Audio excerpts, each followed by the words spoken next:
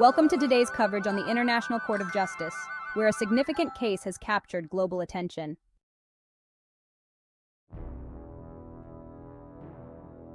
South Africa has brought a monumental case against Israel, accusing it of genocide in the Gaza war and seeking an emergency halt to Israel's offensive in Rafah.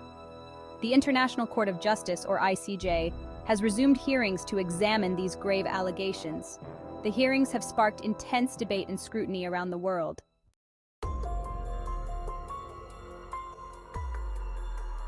Israel is set to respond formally to these accusations on Friday, with many anticipating a robust defense.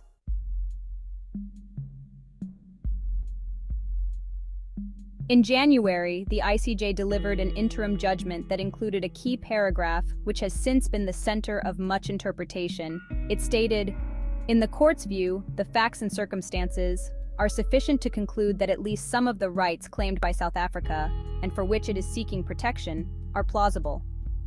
Many legal commentators and media outlets, including the BBC, interpreted this to mean that the ICJ found the claim of genocide by Israel to be plausible.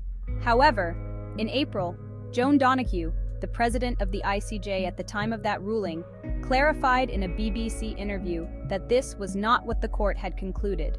Joan Donoghue, on screen, the purpose of the ruling was to declare that South Africa had a right to bring its case against Israel and that Palestinians had plausible rights to protection from genocide, rights which were at a real risk of irreparable damage.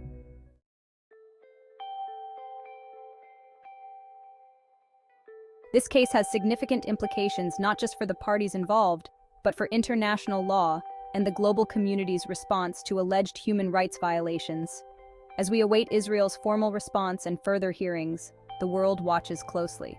What will the ICJ's final ruling be, and what impact will it have on international relations and justice?